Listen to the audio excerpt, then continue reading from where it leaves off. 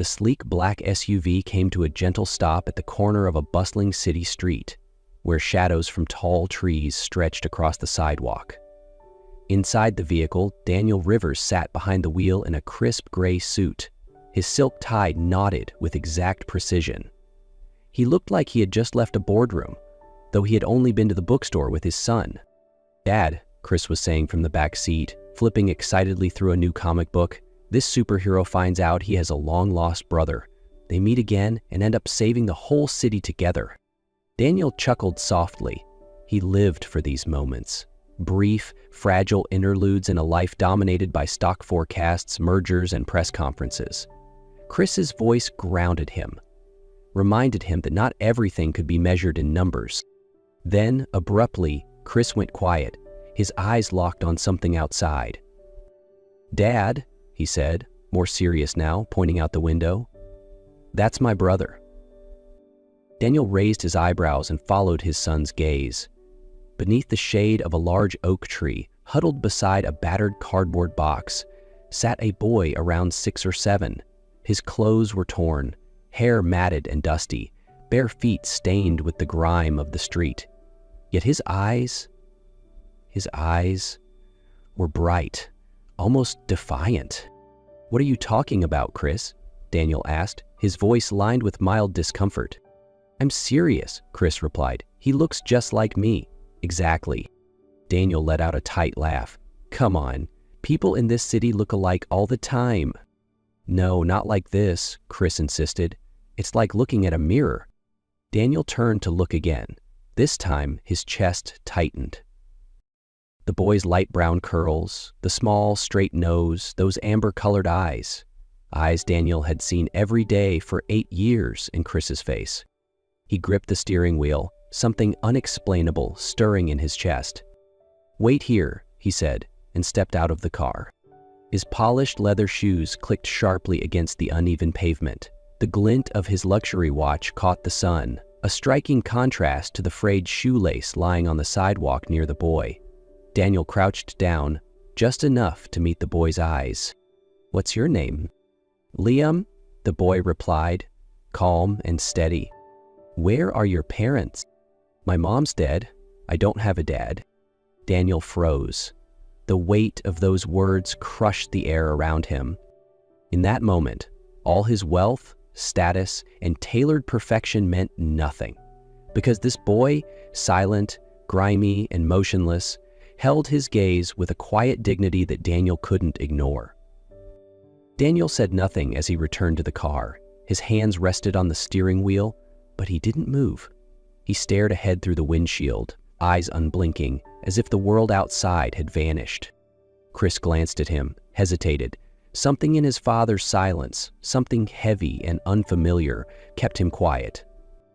"We're not talking about this again, understood?" Daniel said, voice low, clipped. Chris nodded, barely noticeable. The air inside the car grew thick, unmoving. As they drove, Daniel felt something tightening around his chest. The boy, Liam, those eyes. And then, like a dark tide rising, old memories surged back. Elena Cruz, he remembered that rainy night clearly. The night he returned from a long business trip, half drunk, the house unusually silent. Elena was there, wiping the hallway floor. Her eyes were red, but she greeted him politely. Daniel didn't know what led to it. Perhaps her sadness mirrored his own. Perhaps it was loneliness colliding. But that night, they had slept together. Just once. And neither spoke of it again. After that, Elena grew more distant. She remained diligent, but quiet. A few months later, during a petty argument, Daniel, stressed from work, asked her to leave. She didn't protest, she simply nodded and walked away. He had never revisited that night, never questioned it, until now, until Liam's eyes looked into his. Back home, Daniel went straight to his study. He opened the old filing cabinet and rifled through the folders, as though digging through dust-covered guilt. Elena Cruz. Employment terminated. November 7 years ago. He froze. His grip on the folder tightened. He scanned the sheet. Her phone number, disconnected. Her address, a worn-down boarding house on the southern edge of the city. Without a second thought, he reached for his phone and called his driver. "I need to go to this address right now." Less than 30 minutes later, the car pulled up in front of a run-down boarding house on the southern edge of the city. The walls were stained, wooden doors warped, and the hallway smelled of dampness and mold. Daniel stepped out, his expensive suit completely out of place in the crumbling surroundings. He walked to the last door in the corridor and knocked. An older woman opened it, eyes guarded, lips tight. "Excuse me," Daniel began. "I'm looking for someone named Elena Cruz." She looked him up and down, then let out a quiet sigh. "Elena's gone. Passed away 2 months ago, pneumonia."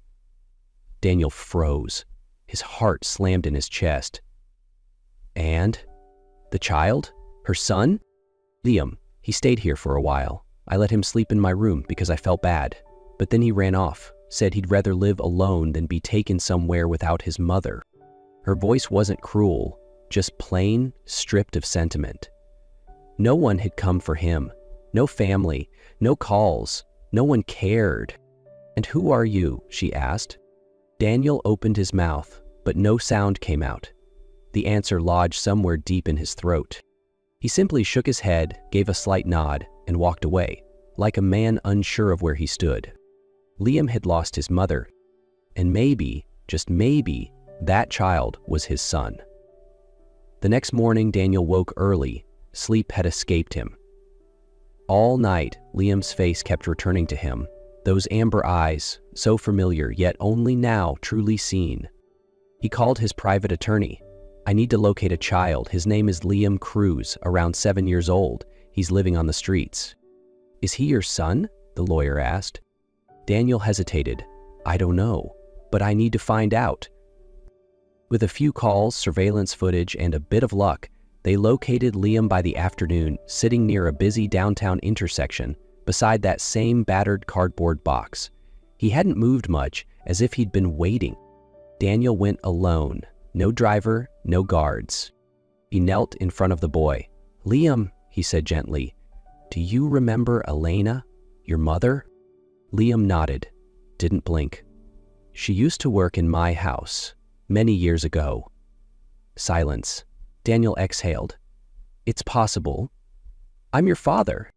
Liam said nothing, just stared, not believing, not denying. "I could take you for a test to know for sure." "I don't go with strangers," Liam replied flatly. "You're right," Daniel nodded. "Then can I bring you something to eat?"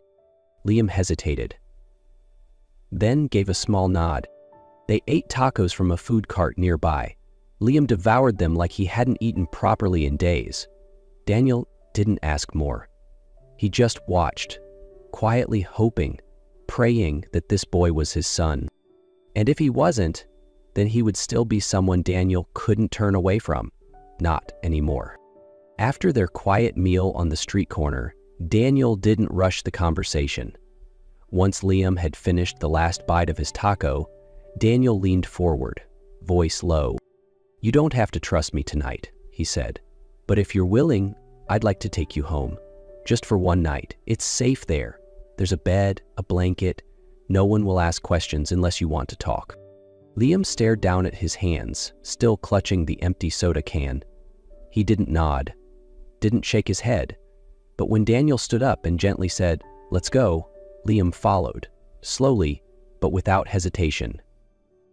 The car moved quietly through the city, now glowing under evening lights. Liam sat in the back seat, silent. Daniel glanced at him in the rearview mirror, uncertain but hopeful. The house emerged like a beacon in the dark. When the door opened, warm golden light spilled outward, too gentle, too foreign, too unlike the nights Liam had known. He stood in the doorway, hesitant. Then a voice called out, "I told you, you're my brother." It was Chris. He ran up, holding a toy in one hand, his smile wide and free of caution. Liam didn't answer, but something in his eyes softened. He stepped in slowly, each step cautious, as if afraid to break something that wasn't his. Daniel showed Liam to the guest room. It was neat, with crisp white sheets, a reading lamp, and a small wardrobe. "You can stay here tonight," Daniel said, voice calm. "If you need anything, just ask." Liam nodded silently. That night, he didn't sleep much, but when Chris knocked softly and whispered, "Want to play Lego?" he opened the door. The two boys sat on the floor. They didn't talk much, but quietly pieced together a tiny car. And for the first time in a long while, Liam didn't feel completely alone. The next morning, Liam sat on the edge of the bed, legs gently swinging. Morning light filtered through the window, painting soft gold across his lowered face. He hadn't slept much.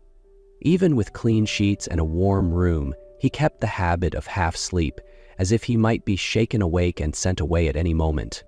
Daniel knocked lightly before entering, carrying a tray of toast and milk. "Are you hungry?" he asked.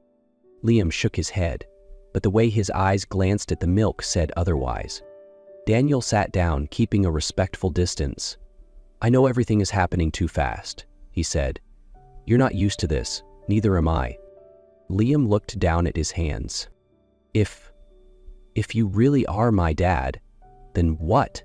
he asked softly, almost afraid to hear the answer. "Then I'm not leaving," Daniel replied without pause. "Not this time." "And if you're not?" Daniel took a breath. "Then you can still stay, for as long as you want." Liam bit his lip. "Everyone says that, then they leave." Daniel leaned forward and gently touched the boy's shoulder. "I won't promise anything I can't keep, but I want the chance to prove it. One day at a time." For the first time, Liam didn't pull away from the touch. That afternoon, with sunlight stretching across the doorstep, Daniel sat across from Liam in the quiet of the living room. The house was still, broken only by the steady tick of the wall clock. "Liam," he said softly after a long pause, "if you're ready, I'd like to do a DNA test." The boy looked up at him. His eyes were no longer guarded, but still wary. He didn't answer right away. "I won't force anything," Daniel added, "but if you agree, we'll know for sure." Liam squeezed his small hands. Then slowly he nodded. The next morning, they went to the hospital. Liam sat beside Daniel in the sterile exam room, legs swinging off the chair, eyes fixed on the ceiling. When the nurse entered with the kit, he tensed. Instinctively.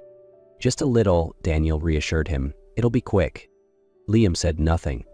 But when the needle approached, he extended his arm, clenched his fist tight, and bit his lip. A single tear rolled down his cheek, but he made no sound. Daniel never looked away. A part of him wanted to pull the boy close. Another part feared, if the result said otherwise, could he still love Liam the same way? 3 days later, Daniel sat alone in his office, staring out at the city skyline. The desk was tidy, a cold cup of coffee sat untouched, the phone silent, until it rang. "Mr. Rivers," said a voice from the lab, "the results are in.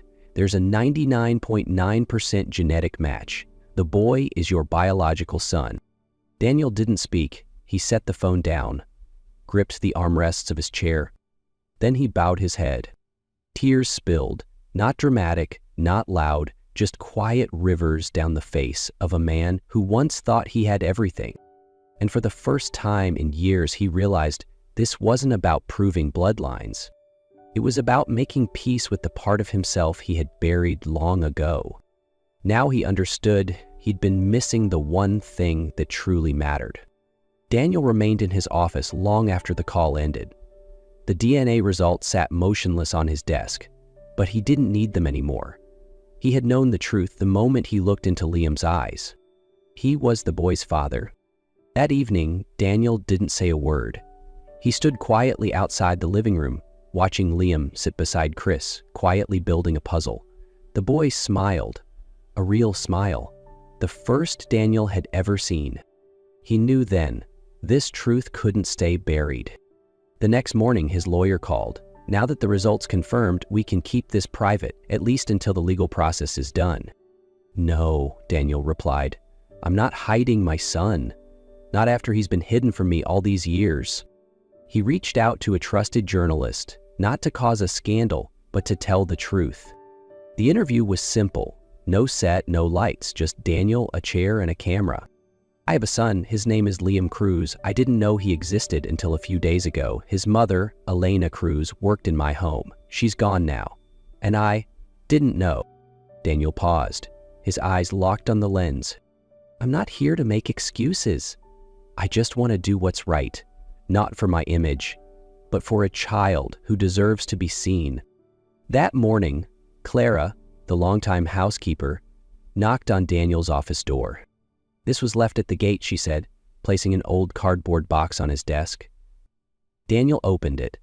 Inside were a folded letter, a few childlike drawings, and a small blue USB stick. The handwriting on the letter made his hands tremble. "If you're reading this, maybe you found Liam, Elena." Daniel said nothing. He plugged the USB into his computer. The screen lit up with a simple, unedited video. It was Elena. Her face was tired, worn, but her eyes were steady. "Hi, Daniel," she began. "If you're watching this, it means you've found our son." Daniel gripped the arm of his chair. Liam stood beside the desk, silent. "I don't need anything. I don't want anything. I just want him to know he wasn't abandoned, that he has a father, even if that father didn't know the truth." Tears welled in Liam's eyes. He turned away, but Daniel rested a hand gently on his shoulder. "When I lost my voice," Elena said, "I hoped this video would speak for me." The screen went black, nothing more, just the silence that filled the room. Liam whispered, barely audible, "She always knew I'd end up alone." "No," Daniel replied softly. "She knew I would find you." After the video ended, Liam said nothing the entire afternoon. He sat in the corner of his room, eyes quiet as still water, but Daniel knew, inside, waves were crashing. Chris was the first to walk in. He brought 2 mugs of cocoa and a crumpled box of cookies. No questions, no comfort words. He just sat beside Liam, nudging one mug toward him. "Dad always forgets the sugar," Chris whispered, "so I snuck in an extra spoon."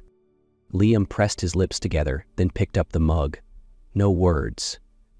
But this time, he didn't turn away. A few days later, whispers started at school. Daniel's interview had gone public. Liam grew quieter. In the hallways, there were looks, murmurs. Someone called him the kid from the news. Liam stood still, didn't respond. His eyes dropped, as if he'd already grown used to being on the outside. But Chris didn't stand still. When a classmate snickered and muttered, "So you're the maid's kid?" Chris stepped forward. No shouting, no fists. Just one sentence. "If you're smart enough to read, you should be kind enough to shut up." The other kids backed off, embarrassed. Liam looked at Chris, startled and quietly relieved. That night, as they lay on the living room rug, heads resting close, Liam asked softly, "Why did you do that? Weren't you afraid they'd hate you too?" Chris shrugged. "Because I have a brother now, and I don't pick him for being perfect. I pick him because he's family." For the first time, Liam laughed, just a little, but it was real. After that first real laugh, Liam and Chris stayed on the rug in the living room. Most of the lights had been turned off, leaving only a soft glow from the hallway, just enough to see eyes that hadn't closed yet. Cry lay on his side, one hand behind his head. "Do you miss your mom?" he asked, voice barely more than a breath. Liam was quiet for a few seconds. "Yeah, a lot. My mom died when I was really little. I don't remember her face, just that someone used to sing at night, and her hair smelled like jasmine." Liam turned toward him. "My mom used to sing Estrella Lita, but I don't remember the melody anymore. Sometimes I hear her voice in dreams, but when I wake up, it's gone." Chris closed his eyes gently. "That's okay. I think your mom's still here, somehow. Maybe inside you. Like, when you protect me, I feel safe. Like being hugged again." Liam swallowed hard, said nothing. Then, after a pause, he asked, "Do you think Dad's really a good person?" Chris nodded without hesitation. "I think he's trying. We've never really had a dad before, either of us, but if we're going to start now, I think this is a good place to start." Liam smiled again, softer this time. He pulled a small blanket over both of them. "Then let's start together, okay?" Chris answered with a quiet nod in the dark. Together. The Family Day event was held in the school's main auditorium, rows of parents seated under warm lights. Quiet cameras captured the moments. Daniel sat in the front row, tie neatly pressed, hands clasped together. Next to him, Chris kept waving from the side. "You've got this." Liam's name was called. He walked onto the stage, stepped slow at first, the lights glaring in his eyes. But he didn't flinch. He didn't look down. He stood tall, placed his paper on the podium, and didn't read from it.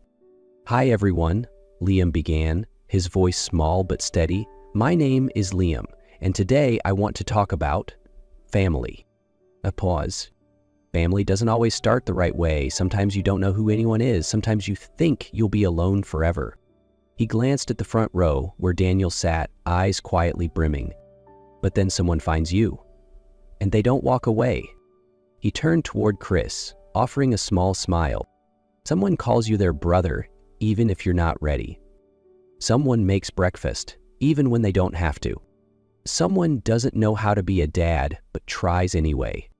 And then you realize you don't need a perfect family, just one that feels like yours. Applause filled the room, but Liam stepped down quietly, straight into Daniel's arms. "How did I do?" he asked. Daniel choked up. "You made the world go silent, just to hear you speak."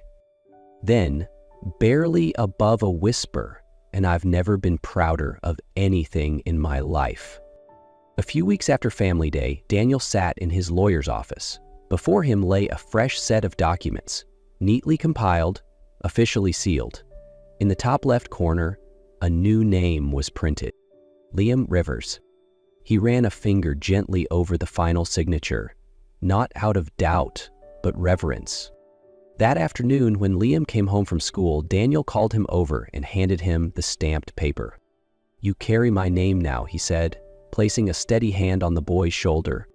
Liam held the paper, reading it slowly. Then he looked up and whispered, "Thank you for not giving up." Daniel smiled. There was never a reason to. That evening, the three of them, Daniel, Chris, and Liam, sat around the dinner table. Nothing fancy. Spaghetti, salad, and a lopsided chocolate cake Chris had made himself. Liam laughed the whole meal, not because of anything special, but because everything felt real. After dinner, while Daniel was washing dishes, Liam walked over, holding a photo. It was his mother, Elena, hugging him as a toddler. "I want to put this in the living room. Is that okay?" Daniel nodded without hesitation. "This is your home," he said, "and anyone important to you is important to me." One Saturday morning, Liam woke not because of cold or traffic or the fear someone might steal his spot.